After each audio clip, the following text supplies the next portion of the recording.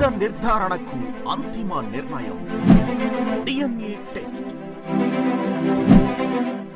ఉన్నది ఉన్నట్లుగా వాస్తవాలను శోధించి వివరించే మన DNA టీవీ, మన రాష్ట్రం, మన ఛానల్. ప్రజారోగ్య విషయంలో నిరంతరం అప్రమత్తంగా ఉండాలని, ఎలాంటి నిర్లక్ష్యానికి తావివ్వొద్దని ముఖ్యమంత్రి చంద్రబాబు అధికారులకు సూచించారు. శ్రీకాకుళంలో విజృంభిస్తున్న డయేరియా, రాజమహేంద్రవరంలో కలకలం రేపిన కల్తీపాల ఘటనలపై సీఎం ఆరా తీశారు.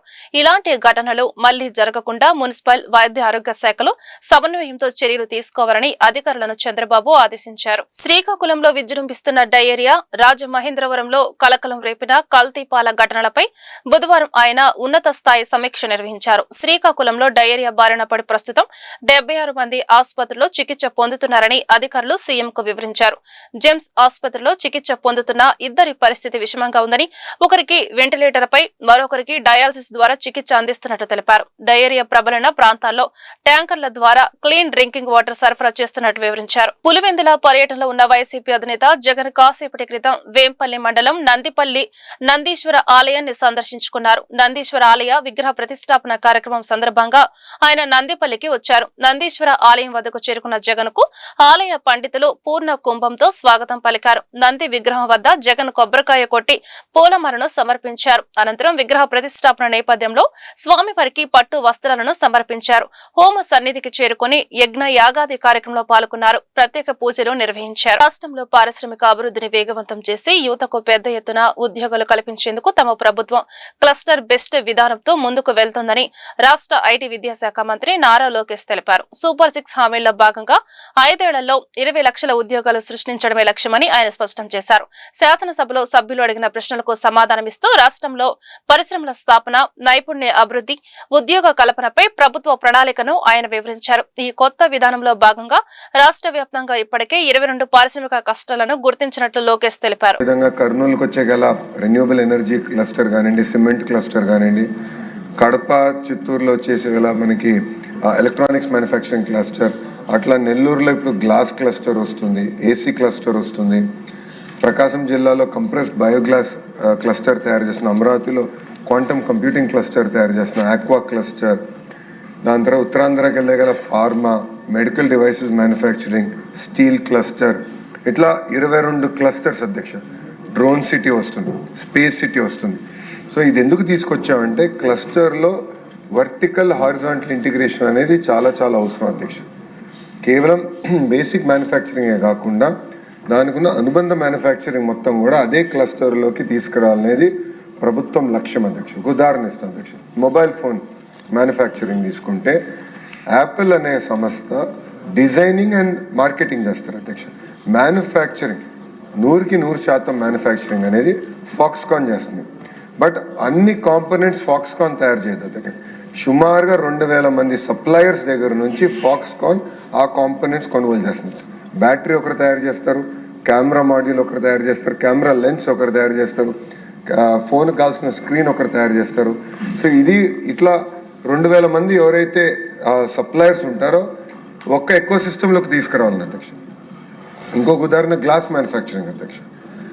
ఈరోజు మీరు చూస్తే మనకి భారతదేశంలో ఆదాయం పెరిగే కొద్దీ గ్లాస్ కన్జంప్షన్ కూడా పెరుగుతుంది అధ్యక్ష. అంటే బిల్డింగ్ ఫసాడ్ కానివ్వండి, సోలార్ ప్యానెల్ గ్లాస్ కానివ్వండి.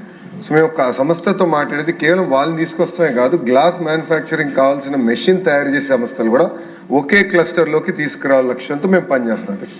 ఇంకొక ఉదాహరణ అధ్యక్ష, మనకి సోలార్ సెల్ మ్యానుఫ్యాక్చరింగ్ అధ్యక్ష. నిన్న కూడా ప్రపోజల్ క్లియర్ చేసాం అధ్యక్ష. రెన్యూది ఇన్గాట్ వేఫర్ మ్యానుఫ్యాక్చరింగ్ అధ్యక్ష. ఉత్తరాంధ్ర కొన్ని వస్తున్నాయి, రాయలసీమ కొన్ని వస్తున్నాయి అధ్యక్ష పరిశ్రమలు. అక్కడ ప్రత్యేకంగా University of New South Wales సిడ్నీతో మేము సంప్రదింపులు చేసి ఒక rapid prototyping, testing, design centre IIT తిరుపతికి తీసుకురావాల లక్ష్యంతో మేము పనిచేస్తున్నాం. ఇది నేను గౌరవ సభ్యులకు ఎందుకు తెలియజేస్తున్నానంటే క్లస్టర్ అప్రోచ్లో verticals are all the companies that make the cluster. Horizontal వచ్చి కల ఎడ్యుకేషన్ అధ్యక్ష. దాంట్లో స్కిల్లింగ్ చాలా కీలకమైన పాత్ర వహిస్తుంది. కోర్సెస్ అప్గ్రేడ్ చేయాలి అధ్యక్ష. ఇప్పుడు ఐఐటి తిరుపతితో మేము సంప్రదింపులు చేసి సోలార్ సెల్ మ్యానుఫ్యాక్చరింగ్ సంబంధించిన BTech courses, MTech courses, research programmes కూడా చేయాలని డైరెక్టర్ గారితో మేము మాట్లాడుతున్నాం అధ్యక్ష. రాష్ట్రంలో మైనింగ్ రంగాన్ని సరికొత్త పుంతలు తొక్కించేందుకు కూటమి ప్రభుత్వం వ్యూహాత్మక అడుగులు వేస్తుందని రాష్ట్ర ఎక్సైజ్ గనుల శాఖ మంత్రి కొల్లు రవీంద్ర వెల్లడించారు. ముఖ్యంగా బీచ్ శాండ్ మరియు రేర్ ఎర్త్ మినరల్స్ వెలికితీతపై ప్రత్యేక దృష్టి సారించిందని స్పష్టం చేశారు. గత ప్రభుత్వంలో ఇష్టానుసారంగా మైనింగ్ దోపిడీ జరిగిందని చెప్పారు. బుధవారం రేర్ ఎర్త్ మినరల్స్ మరియు బీచ్ శాండ్ మైనింగ్ పై నగరంలోని ప్రముఖ హోటల్ వర్క్ షాప్ జరిగింది. ఈ కార్యక్రమానికి రాష్ట్ర గనుల శాఖ మంత్రి కొల్లు రవీంద్ర, డిఆర్డీఏ మాజీ చైర్మన్ సతీష్ రెడ్డి, మైనింగ్ శాఖ principal secretary Mukesh Kumar Meena, APMDC MD Praveen, దేశ వ్యాప్తంగా ఉన్న ప్రముఖ శాస్త్రవేత్తలు, పారిశ్రామికవేత్తలు పాల్గొన్నారు. ఈ సందర్భంగా మంత్రి మాట్లాడుతూ గత వైసీపీ ప్రభుత్వంలో 5 ఏళ్ల పాటు రాష్ట్రంలో ఇష్టానుసారంగా మైనింగ్ దోపిడీ జరిగిందన్నారు. కూటమి ప్రభుత్వం వచ్చాక ముఖ్యమంత్రి నారా చంద్రబాబు నాయుడు ఆలోచనకు అనుగుణంగా రాష్ట్రంలోని మైనింగ్ రంగాన్ని మరింత లాభసాటిగా ఆధునికంగా మార్చేందుకు కసరత్తులు మొదలయ్యాయన్నారు.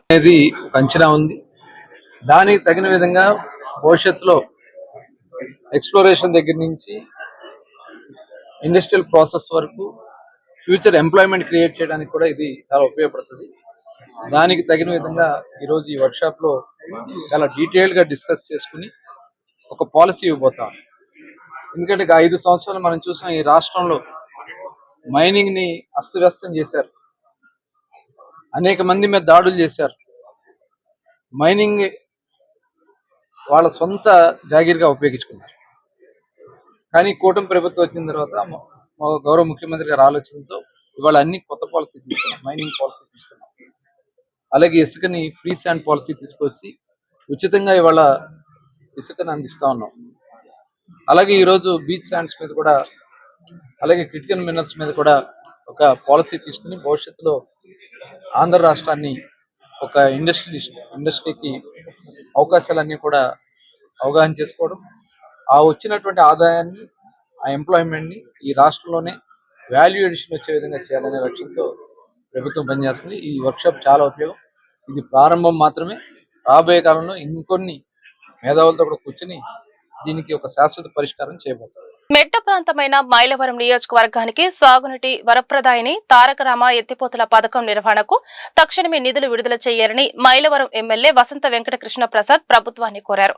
ఏపీ శాసనసభ బడ్జెట్ సమావేశాల్లో ఎమ్మెల్యే వసంత బుధవారం మాట్లాడుతూ మైలవరం నియోజకవర్గ పరిధిలోని జీ కొండూరు, మైలవరం, విజయవాడ రూరల్ మండలాల్లోని పలు గ్రామాల ఆయకట్టుకు సాగునీటి సౌకర్యం కల్పించని ప్రధాన లక్ష్యంతో ఈ ప్రాంతాన్ని సస్యశ్యామలం చేసేందుకు అప్పట్లో నందమూరి తారక రామారావు పేరుతో తారకరామ ఎత్తిపోతల పథకాన్ని ఏర్పాటు చేశారన్నారు. నాగార్జున సాగర్ ప్రాజెక్టు 3వ జోన్ పరిధిలో మైలవరం ప్రాంతం చివరిలో ఉన్న కారణంగా ఆయకట్టుకు సకాలంలో సాగునీటి సరఫరా విడుదల కాక అప్పటి జలవనరుల శాఖ మంత్రి కెఈ కృష్ణమూర్తి, జిల్లా మంత్రి వసంత నాగేశ్వరరావు చొరవతో తారకరామ ఎత్తిపోతల పథకానికి 1988లో శ్రీకారం చుట్టారని చెప్పారు. మైలవరం నియోజకవర్గంలో జీ కొండూరు, ఇబ్రహీంపట్నం, విజయవాడ రూరల్ మండలాలకి ఆనాడు విపరీతమైనటువంటి కృష్ణానదికి 10 కిలోమీటర్ల దూరంలో ఉండి కూడా సాగర్ ఎడమ కాలవ ఆయకట్టు చివరి భూముల్లో ఉన్నందువల్ల సాగునీరు, తాగునీరు అందక అప్పటి 1988లో తెలుగుదేశం పార్టీ వ్యవస్థాపకులు అన్న నందమూరి తారక రామారావు గారి చొరవతో అప్పటి ఇరిగేషన్ మంత్రి కెఈ కృష్ణమూర్తి గారు, ఆనాటి జిల్లా మంత్రి వసంత నాగేశ్వరరావు గారి నాయకత్వంలో తారకరామ ఎత్తిపోతల పథకం ఎన్టీ రామారావు గారి పేరు మీద ప్రారంభించబడింది అధ్యక్ష. అది కుడి ఎడమ కాలువలుగా ముందు 56,000 ఎకరాలకి పథక రచన చేసి తర్వాత 13,800 ఎకరాలకు మాత్రమే పరిమితం చేసి 6 లిఫ్ట్ ఇరిగేషన్లతో 14 మోటార్లతో ప్రారంభించి కాలక్రమేణా నీరు అందించలేని దుస్థితికి వచ్చింది అధ్యక్ష. అక్కడ రైతాంగం అంతా ఈ తారకరామ లిఫ్ట్ ఇరిగేషన్ మీద ఆధారపడి ఉన్నారు. అక్కడ 2019 నాటికి పరిస్థితి ఏమాత్రం ఆశాజనకంగా లేక నేను అప్పుడు శాసనసభ్యుడిగా త్వరితగతిన పనులు చేపిస్తే ఆనాటి ప్రభుత్వంలో 75 లక్షలు పెట్టి ఏదో తాత్కాలిక మరమ్మతులు చేపించిన ఆనాటి ముఖ్యమంత్రి జగన్మోహన్ రెడ్డి గారి దృష్టికి తీసుకెళ్తే కూడా వారు 5 సంవత్సరాల కాలంలో రిపేర్లు చేయించిన వాటికి నిధులు కూడా మంజూరు చేయించకపోతే కూటమి ప్రభుత్వం అధికారంలోకి వచ్చిన తర్వాత 75 లక్షల రూపాయలు 2025 ఫిబ్రవరిలో విడుదల చేయడం జరిగింది అధ్యక్ష. మళ్ళీ 5 సంవత్సరాల కాలంలో అప్పుడు నిధులు విడుదల చేయలేదు కాబట్టి ఇప్పుడు పథకం పూర్తిగా రైతులకి నిరుపయోగంగా మారింది. కేవలం 4-5 మోటార్లు పాక్షికంగా పనిచేస్తూ ఉన్నాయి. 4,05,00,000 రూపాయలతో అధికారులు ప్రతిపాదనలు పంపించడం జరిగింది. దయచేసి ప్రభుత్వం తక్షణం నిధులు మంజూరు చేసి కాలువలు బాగు చేయించి మోటార్లు బాగు చేయించకపోతే ఇబ్బందికరమైన పరిస్థితి అధ్యక్ష. ఇంకొక చిన్న విషయం అధ్యక్ష, ఇదే కాలువ మీద గన్నవరానికి కూడా నీళ్లు తీసుకెళ్లాలని చెప్పి అప్పటి గన్నవరం శాసనసభ్యులు గద్దే రామ్మోహన్ గారు ఈరోజు సభలో ఉన్నారు. గద్దే రామ్మోహన్ కాలువ అని చెప్పి ఒక కాలువ నిర్మించడం జరిగింది అధ్యక్ష. అది కూడా మా నియోజకవర్గంలోంచి వెళ్తా మధ్యలో కొత్తూరు తాడేపల్లి షాబాద్ జక్కంపూడి దగ్గర అర్ధాంతరంగా ఆపేశారు. నీళ్ళు లేనప్పుడు నీళ్లు ఉండవు, వర్షాలు పడ్డప్పుడు వచ్చి పొలాలు మునిగిపోతా ఉన్నాయి. ఆ కాలువ భూసేకరణ చేసి విజయవాడ నగరం నడిపొట్టున ఉన్న రాణిగారి తోట వాసులు కష్టాలు వర్ణాతీతంగా మారాయని సిపిఎం నాయకులు దోనేపూడి కాశీనాథ్ ఆవేదన వ్యక్తం చేశారు. సుమారు 60,000 కుటుంబాలు నివసించే ఈ ప్రాంతంలో గత 8 ఏళ్లుగా సబ్వే నిర్మాణం అడుగు ముందుకు పడటం లేదని ఆగ్రహం వ్యక్తం చేశారు. వెంటనే సబ్వే నిర్మాణం చేపట్టాలని, లేకుంటే ఆందోళన ఉధృతం చేస్తామని హెచ్చరించారు. బుధవారం సిపిఎం ఆధ్వర్యంలో కృష్ణలంకలోని నేషనల్ హైవే అథారిటీస్ ఆఫీస్ ముందు ధర్నా కార్యక్రమం నిర్వహించడం జరిగింది. ఈ కార్యక్రమంలో సిపిఎం నాయకులు దోనేపూడి కాశీనాథ్, తూర్పు నగర కార్యదర్శి పుప్పాల కృష్ణ కార్యకర్తలు పాల్గొన్నారు. ఈ సందర్భంగా వారు మాట్లాడుతూ విజయవాడ తూర్పు నియోజకవర్గ పరిధిలోని రాణిగారి తోట ప్రాంతం ఇప్పుడు సమస్యల వలయంలో చిక్కుకుందన్నారు. 4 డివిజన్ల ప్రజలకు ప్రధాన మార్గమైన నేతాజీ వంతెన వద్ద సబ్వే నిర్మాణం 8 ఏళ్లుగా పెండింగ్ లో ఉందన్నారు. జాతీయ రహదారి అధికారులు 29 కిలోమీటర్ల హైవేని కేవలం 24 గంటల్లో పూర్తి చేశామని గొప్పలు చెప్పుకుంటున్నారే తప్ప కేవలం 200 మీటర్ల మేర ఉన్న ఈ సబ్వే నిర్మాణాన్ని పూర్తి చేయడం లేదన్నారు. ట్రాఫిక్ కష్టాలను అరికట్టాలి, నేషనల్ హైవేపై ప్రమాదాలను అరికట్టాలి, నేషనల్ హైవేపై ప్రమాదాలను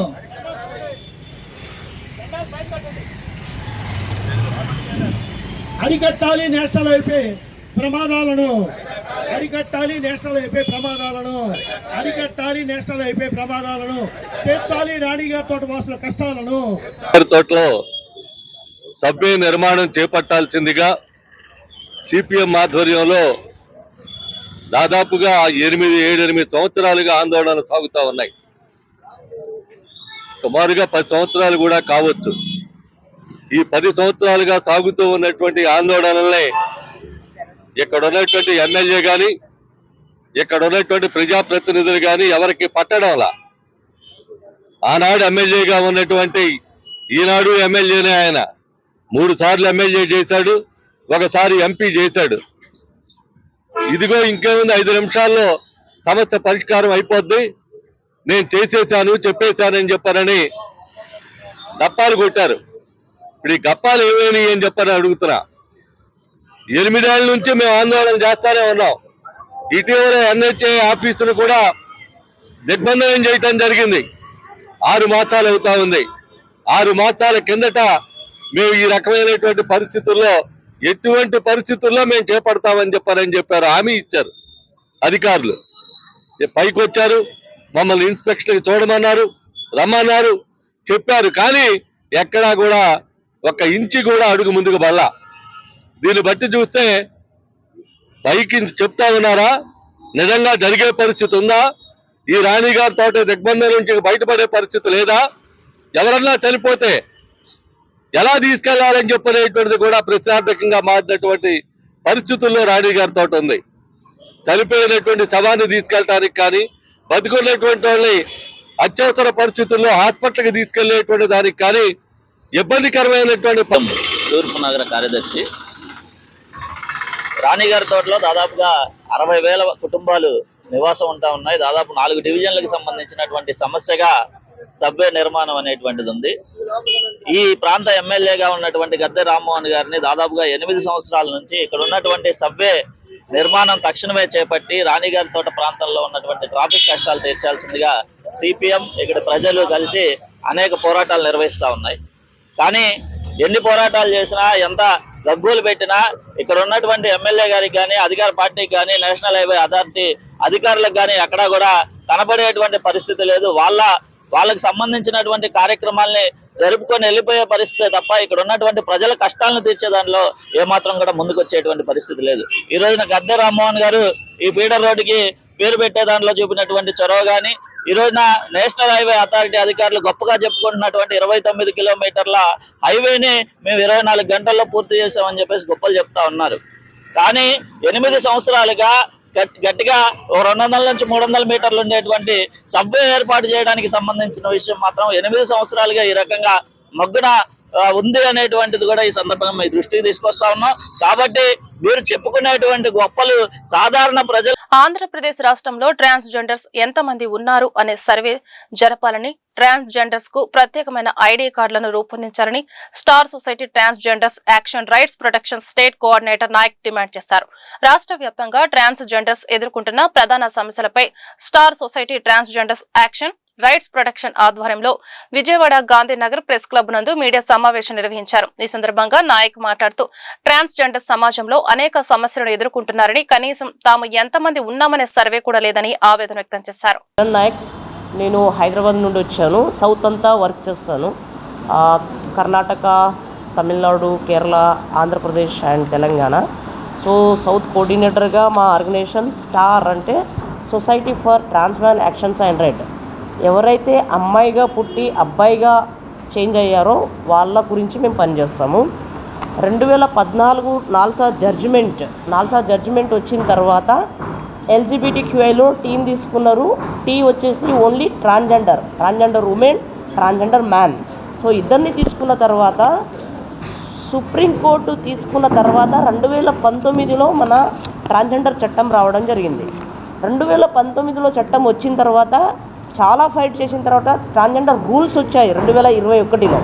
2021 రూల్స్ వచ్చిన తర్వాత అన్ని స్టేట్లలో ట్రాన్స్జెండర్ వెల్ఫేర్ బోర్డు నడుస్తుంది, బిల్ ప్రజెంటేషన్ చేస్తున్నారు, ట్రాన్స్జెండర్ ఐడి కార్డు ఇస్తున్నారు, సర్వే జరుగుతుంది, ఎవరికి ఏం ప్రాబ్లం ఉందని జరుగుతుంది. అయితే మా ప్రాబ్లం అంతా ఆంధ్రప్రదేశ్ పైన. ఇక్కడున్న ట్రాన్స్ ఉమెన్స్ కానీ ట్రాన్స్ మ్యాన్ కానీ ఇప్పటివరకు సరి అయిన సర్వే ఒకటి జరగలేదు. అందులో భాగంగా సర్వే జరుగుతూనే మేము ఎంత మంది ఉన్నామని తెలుస్తుంది. సో అది జరగడానికి మేము ఒకటి గవర్నమెంట్ని నిన్న మినిస్టర్ ఆంజనేయ సార్ గారిని మీట్ అయ్యాము. వాళ్ళు ప్రామిస్ చేశారు అన్ని రంగాల్లో మిమ్మల్ని ముందు తీసుకెళ్తామని. సో ఇక్కడ విషయం ఏంటి అంటే రూల్స్ రెగ్యులేషన్ సుప్రీంకోర్టు చేసిన తర్వాత సెంట్రల్ గవర్నమెంట్ నుండి స్టేట్ గవర్నమెంట్కి ఫార్వర్డ్ అయిన తర్వాత కూడా ఇంకా ఎక్కడున్నారు, ఇంకా ఎందుకు బయటికి రావట్లేదు అనేది ఒక ప్రశ్నగా మారింది. సో ట్రాన్స్జెండర్ ఐడి కార్డు ఇక డిజబిలిటీకి ఎలా ఐడి కార్డు ఇస్తారో ట్రాన్స్జెండర్ కూడా అలాగే ఐడి కార్డు ఇవ్వాలి. అది డిస్ట్రిక్ట్ కలెక్టర్ ఇవ్వాలి. సో డిస్ట్రిక్ట్ కలెక్టర్ కూడా ఈరోజు ట్రాన్స్జెండర్ ఐడి కార్డు ఫస్ట్ పేరు సెకండ్ పేరుతో ఈరోజు చాలా వరకు ఎవరికి ట్రాన్స్జెండర్ ఐడి కార్డు కావట్లేదు. ఇక్కడ చూస్తే మినిమం మాకు మన స్టేట్లో మన ఆంధ్రప్రదేశ్లో. నా పేరు కిరణ్ రాజ్ బందిలా, దివ్యాంగుల హక్కుల సాధన సమితి జాతీయ అధ్యక్షుడు. ఈరోజు ప్రధానంగా రాష్ట్ర వ్యాప్తంగా ఉన్నటువంటి ట్రాన్స్జెండర్ మిత్రులు ఎవరైతే ఉన్నారో ట్రాన్స్జెండర్లు, ట్రాన్స్ మెన్స్ ఈ కేటగిరీలో వీరి యొక్క హక్కుల కోసం, రక్షణ కోసం, సంక్షేమ అభివృద్ధి కోసం ఏదైతే స్టార్ ట్రాన్స్ మెన్ సొసైటీ ఏదైతే ఉందో వారి ఆధ్వర్యంలో నిర్వహిస్తున్నటువంటి కార్యక్రమంలో ఈరోజు ప్రధానంగా రాష్ట్ర వ్యాప్తంగా పలు సమస్యలతోటి ట్రాన్స్జెండర్స్ చాలా ఇబ్బందులు పడుతూ ఉన్నారు. వాటిలో ప్రధానంగా కూటమి ప్రభుత్వం ఏర్పడిన తర్వాత 2 సంవత్సరాలు కావస్తున్నప్పటికీ కూడా ప్రధానంగా ఇక్కడ తీసుకోవాల్సిన విషయం ట్రాన్స్జెండర్లకు గడిచిన కాలంలో చూస్తే, గత ప్రభుత్వంలో చూస్తే విభిన్న ప్రతిభావంతుల కేటగిరీలో పింఛన్లు ఇచ్చినట్టు పరిస్థితి ఉంది. మరి అటువంటి ట్రాన్స్జెండర్లని అప్పుడు విభిన్న ప్రతిభావంతుల కేటగిరీలో చంద్రబాబు నాయుడుపై మాజీ ఎమ్మెల్యే వైసీపీ నేత ఆళ్ల రామకృష్ణారెడ్డి తీవ్ర స్థాయిలో విమర్శలు గుప్పించారు. విజయవాడ గాంధీనగర్ ప్రెస్ క్లబ్ నందు ఆయన మీడియాతో మాట్లాడారు. ఇన్నర్ రింగ్ రోడ్ కేసులో ఏసీబీ కోర్టు, సిఐడి తనకు నోటీసులు ఇచ్చారని, చంద్రబాబు, లింగమనేని రమేష్, మంత్రి నారాయణ పక్కా ప్లాన్ ప్రకారం ఇన్నర్ రింగ్ రోడ్ లో అవినీతి చేశారని ఆళ్ల రామకృష్ణారెడ్డి అన్నారు. ఇన్నర్ రింగ్ రోడ్డు ప్రకటనకు ముందే లింగమనేని రమేష్ 350 ఎకరాలు కొనుగోలు చేశారని, భూముల విలువలు పెంచుకోవడానికి ముందుగా కొనుగోలు చేసిన చోట నుండి ఇన్నర్ రింగ్ రోడ్ మార్చారన్నారు. లింగమనేనికి చెందిన కొన్ని భూములకు దగ్గరగా, కొన్ని భూములకు ఆనుకుని ఉండేలా ప్లాన్ చేశారని, ఈ ప్లాన్ అనుకూలంగా మార్చడంతో హెరిటేజ్ కి 18 ఎకరాలు ఇచ్చారని ఆళ్ల రామకృష్ణారెడ్డి ఆరోపించారు. చంద్రబాబు నాయుడు గారు, అప్పటి మున్సిపల్ శాఖ మంత్రి నారాయణ గారు, అదేవిధంగా లింగమనేని రమేష్ గారు, ఆయన సోదరులు లింగమనేని రాజశేఖర్ గారు, అదేవిధంగా ఆర్కే హౌసింగ్కు సంబంధించినటువంటి అంజనీ కుమార్ గారు, ఇలా అదేవిధంగా అనేక కంపెనీలు కూడా దీంట్లో ఇన్వాల్వ్ అవడం జరిగింది. వీళ్ళందరూ కలిసి ఇన్నర్ రింగ్ రోడ్డుని వాళ్ళ ఇష్టానుసారంగా వాళ్ళకి సొంత లాభాల కోసం వాళ్ళ ఆస్తుల విలువలు పెంచుకోవటానికి వాడుకున్నారు అనేది చాలా సుస్పష్టం. మరీ ముఖ్యంగా ఇక్కడ ఇంకోటి కూడా ఉంది. హెరిటేజ్ సంస్థకి ఎకరం కేవలం 7-8 లక్షల రూపాయలకే సుమారు 18-20 ఎకరాలు లింగమనేని వాళ్ళు అమ్మటం కూడా జరిగింది. మరి ఎకరం భూమి రాజధానిగా పేర్కొన్న తర్వాత సుమారు 3-4 కోట్ల రూపాయలు విలువ చేసినటువంటి భూములు 7-8 లక్షల రూపాయలకే హెరిటేజ్కి లింగమనేని రమేష్ గారు అమ్మారు అని అంటే దానికి ప్రతిఫలంగా ఆయనకున్నటువంటి 400-500 ఎకరాలు పైచీలకు భూములని ఈ ఇన్నర్ రింగ్ రోడ్డుకి అతి సమీపంగా దాన్ని ముందుగా తీసుకువెళ్ళడానికి ప్లాన్ చేశారు అనేది చాలా. అసలు ఇక్కడ ఇంకొక ముఖ్యమైనటువంటి విషయం ఏంటి అనంటే ప్రజలు తెలుసుకోవాలి. లా అండ్ ఆర్డర్, హోంమంత్రి అనగానే మనం ఏమనుకుంటామంటే హోంమంత్రి అని అనుకుంటాం. కానీ చంద్రబాబు నాయుడు గారు చూడండి, తెలివిగా ఆయన ఇప్పటికీ కూడా ముఖ్యమంత్రి పదవిని ఆయన వహిస్తూనే లా అండ్ ఆర్డర్ ఆయన చెప్పు చేతల్లోనే పెట్టుకున్నాడు ఆయన. మరి హనిత గారు హోంమంత్రి గారు ఆమెకేమి ఇచ్చారంటే హోమ్ అఫైర్స్ ఒకటి ఇచ్చాడు, అదేవిధంగా జైళ్ల శాఖ ఒకటి ఇచ్చాడు, అదేవిధంగా డిజాస్టర్ మేనేజ్మెంట్. అంటే చిన్న చిన్న శాఖలు హోంశాఖలు ఏవైతే ఉన్నాయో ఇవన్నీ హోంమంత్రి గారికి ఇచ్చి ఆమెను హోంమంత్రిని చేశానని అంటున్నాడు. కానీ హోంశాఖలో అతి కీలకమైనటువంటి లా అండ్ ఆర్డర్ విభాగాన్ని మాత్రం తన దగ్గరే ఉంచుకొని ఇవాళ అదే సిఐడి అధికారుల మీద, ఐపీఎస్ అధికారుల మీద ఒత్తిడి తీసుకొని వచ్చి తన కేసును మూసేయించుకోవడానికి చూస్తా ఉన్నాడు. కాబట్టి ఎస్టీ వర్గీకరణ ద్వారానే యానాదులకు న్యాయం జరుగుతుందని కూటమి ప్రభుత్వం తక్షణమే ఎస్టీ వర్గీకరణ చేయాలని యానాదుల సంక్షేమ సంఘం వ్యవస్థాపక అధ్యక్షులు, యానాది రిజర్వేషన్ పోరాట సమితి రాష్ట్ర అధ్యక్షులు కల్లూరి పెంచలయ్య డిమాండ్ చేశారు. కూటమి ప్రభుత్వం అసెంబ్లీ సమావేశాల ముగింపులోపు తమ డిమాండ్లను నెరవేర్చాలని, లేని పక్షంలో అసెంబ్లీని ముట్టడిస్తామని హెచ్చరించారు. కూటమి ప్రభుత్వం తక్షణమే ఎస్టీ వర్గీకరణ చేయాలని యానాది రిజర్వేషన్ పోరాట సమితి ఆధ్వర్యంలో విజయవాడ గాంధీనగర్ ధర్నా చౌక్ లో మోకాళ్లపై వినూత్న నిరసన కార్యక్రమం నిర్వహించడం జరిగింది. ఈ సందర్భంగా యానాదుల సంక్షేమ సంఘ వ్యవస్థాపక అధ్యక్షులు, యానాది రిజర్వేషన్ పోరాట సమితి రాష్ట్ర అధ్యక్షులు కల్లూరు పెంచలయ్య మాట్లాడుతూ ఎస్టీ వర్గీకరణ చేయాలని కూటమి ప్రభుత్వాన్ని డిమాండ్ చేస్తున్నామన్నారు. ఈ నేపథ్యంలో విజయవాడ గాంధీనగర్ ధర్నా చౌక్ నందు ఎస్టీ వర్గీకరణ ద్వారానే యానాదులకు న్యాయం జరుగుతుందని, కూటమి ప్రభుత్వం తక్షణమే ఎస్టీ వర్గీకరణ చేయాలని డిమాండ్ చేశారు. మిత్రులందరూ కూడా నమస్కారం. నా పేరు కల్లూరు పెంచలయ్య, యానాది రిజర్వేషన్ పోరాట సమితి రాష్ట్ర అధ్యక్షుడిని. ఏదైతే ఈ రాష్ట్రంలో 10 లక్షల పైసలకు ఉన్నటువంటి యానాదులకు ప్రత్యేక కార్పొరేషన్ ఇవ్వాలని చెప్పి, అలాగే ఏదైతే ఇప్పటికీ అన్ని విధాలా వెనకబడినటువంటి యానాదులకు ఎస్టీ వర్గీకరణ చేయాలని చెప్పి గత 3 రోజులుగా ఏదైతే విజయవాడలోనే ధర్నా చౌక్లో రిలే నిర్వహణ దీక్షలు నిర్వహిస్తూ ఉన్నాం. ఈ నేపథ్యంలో ఏదైతే ప్రభుత్వం వైపు నుంచి ఇప్పటి వరకు ఎలాంటి స్పందన లేదు. అందుకని మేము కూటమి ప్రభుత్వాన్ని ఒకటే డిమాండ్ చేస్తూ ఉన్నాం. అయ్యా, ఏదైతే మీరు 27వ తేదీ లోపు ఏదైతే మా యొక్క డిమాండ్కు సానుకూలంగా స్పందించడంతో పాటు అసెంబ్లీలో ప్రకటన చేయకపోతే ఈ నెల 28వ తేదీన అసెంబ్లీ ముట్టడికి ప్రయత్నిస్తామని చెప్పి మేము ఈ సందర్భంగా తెలియజేస్తా ఉన్నాం. ఎందుకంటే ఏదైతే గత ఎన్నికల సందర్భంగా కూడా ముఖ్యమంత్రి చంద్రబాబు నాయుడు గారు, అలాగే యువగళం అధినేత నారా లోకేష్ గారు హామీ ఇచ్చున్నారు. కానీ కూటమి ప్రభుత్వం వచ్చి 2 సంవత్సరాలైనా కూడా ఇంతవరకు ఎలాంటి చర్యలు లేవు. యానాదులకు ప్రత్యేక కార్పొరేషన్ లేదు, వర్గీకరణ లేదు. అందుకని మేము 27వ తేదీ లోపల ప్రభుత్వం స్పందించి అసెంబ్లీలో ఒక ప్రకటన చేయకపోతే ఈ నెల 28వ తేదీన మా యొక్క దీక్షల ముగింపు సందర్భంగా చలో అసెంబ్లీని ముట్టడిస్తామని చెప్పి, ముట్టడికి ప్రయత్నిస్తామని చెప్పి ఈ సందర్భంగా తెలియజేస్తూ ప్రభుత్వము ఇప్పటికైనా స్పందించి చర్చలు జరిపి యానాదులకు ప్రత్యేక కార్పొరేషన్ ఇవ్వాలి.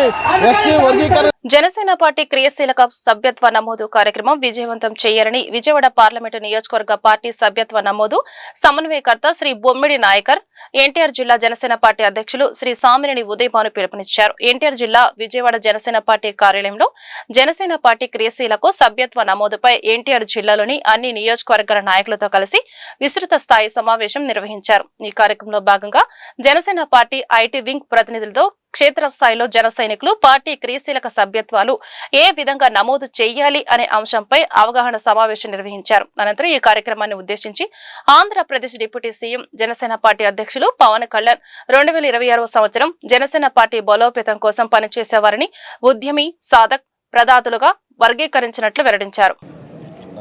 ఎన్టీఆర్ జిల్లా జనసేన పార్టీ సభ్యత్వ నమోదు కార్యక్రమానికి శ్రీకారం చుట్టడం జరిగింది.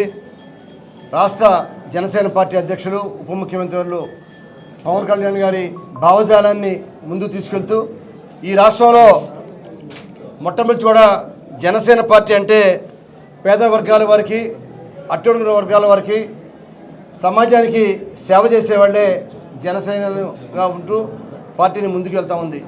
ఇవాళ అధికారంలోకి వచ్చిన తర్వాత ఇంకా బాగా ఈ భావజాలాన్ని ముందుకు తీసుకెళ్ళి ఇవాళ కూటమి ప్రభుత్వంలో ఏదైతే కూటమి ప్రభుత్వం అధికారంలోకి వచ్చిందో, అధికారంలోకి ఎవరి వల్ల వచ్చింది? జనసేన పార్టీ అధినేత పవన్ కళ్యాణ్ గారు మరి ఈ రాష్ట్రంలో గత ప్రభుత్వాన్ని ఏ విధంగా అనేక రకాలుగా ఇబ్బంది గురి చేస్తుందో, ప్రజానీకాన్ని, ప్రభుత్వాన్ని ఏ విధంగా నడిపిందో దానికి మళ్ళీ తిరిగి మంచి ప్రభుత్వాన్ని ఏర్పాటు చేయాలి, ప్రజలకి చేరువుగా ఉండాలని చెప్పి ఇవాళ జనసేన పార్టీ ముందుకు వచ్చింది అధికారంలోకి.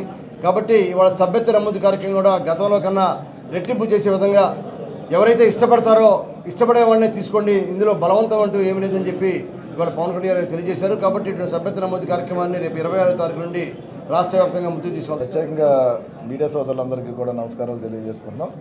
మరి ఈ రోజున ఎన్టీఆర్ జిల్లాలో మరి జనసేన పార్టీ నాయకులతో మరి ఏదైతే పెద్దలు జిల్లా అధ్యక్షులు ఉదయభాను గారి నాయకత్వంలో మరి ఇక్కడ పార్లమెంట్ వైడ్ మరి 7 కాన్స్టిట్యున్సీ కూడా ఇక్కడ మీటింగ్ ఏర్పాటు, జన సైనికుల మీటింగ్ ఏర్పాటు చేయడం జరిగింది.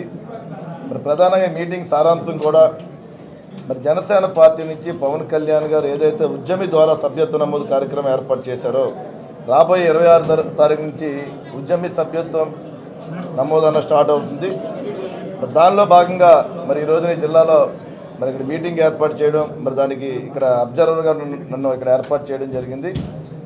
అదేవిధంగా అంటే ప్రతి జన సైనికుడు కూడా, ఎందుకంటే ఇప్పుడు సభ్యత్వం కూడా 400 రూపాయలు చేయడం జరిగింది.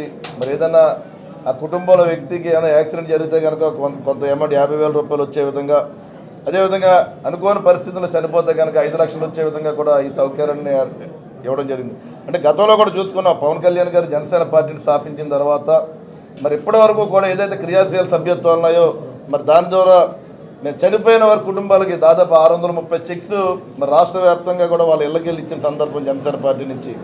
అదేవిధంగా ఈ సభ్యత్వాలు కూడా మరి ఎన్టీఆర్ జిల్లాలో చూసుకుంటే మరి లాస్ట్ ఇయర్ చూసుకుంటే కనుక 51,000 ఇక్కడ సభ్యత్వాలు చేయించడం జరిగింది.